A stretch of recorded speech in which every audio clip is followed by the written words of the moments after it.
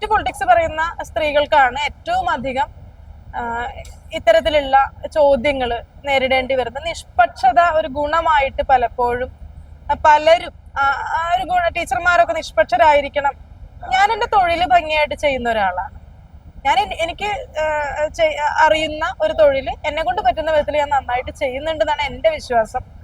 ആ തൊഴിലില് എങ്ങനെ മുന്നോട്ട് പോകുന്നു, അല്ലെങ്കിൽ അതും എൻ്റെ എഴുത്ത് അല്ലെങ്കിൽ എൻ്റെ രാഷ്ട്രീയം ഇതുമായിട്ട് കൂട്ടിക്കലർത്തേണ്ടതില്ല. എനിക്ക് രാഷ്ട്രീയമുണ്ട്. ഞാൻ നിഷ്പക്ഷയായിട്ടുള്ള ആളല്ല. ഞാൻ ലെഫ്റ്റ് പൊളിറ്റിക്സ് ഞാനൊരു ഇടതുപക്ഷ അനുഭാവി മാത്രമാണ്. പ്രവർത്തകയാകാൻ എനിക്ക് സാധിച്ചിട്ടില്ല. അല്ലെങ്കിൽ ഒരു മുഴുനീള രാഷ്ട്രീയം അതൊക്കെ വലിയ കാര്യങ്ങളാണെന്ന് വിശ്വസിക്കുന്ന ഒരാൾ കൂടിയാണ്. എന്നെ കൊണ്ട് അത് പലപ്പോഴും സാധിച്ചിട്ടില്ല.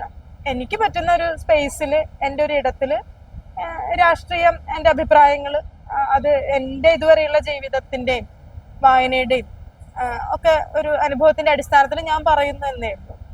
അപ്പൊ അത് നിഷ്പക്ഷത ഒരു ഗുണമായിട്ട് ഞാൻ കരുതുന്നില്ല. ഈ കാലഘട്ടം ഒരിക്കലും എല്ലാ സമരങ്ങളുടെയും എല്ലാ സ്ട്രഗിളുകളുടെയും ഒരു പരാന്നഭോജിയായിട്ട് മാറാൻ ഞാൻ ആഗ്രഹിക്കുന്നില്ല, നിഷ്പക്ഷയായിട്ട് നിന്നുകൊണ്ട്.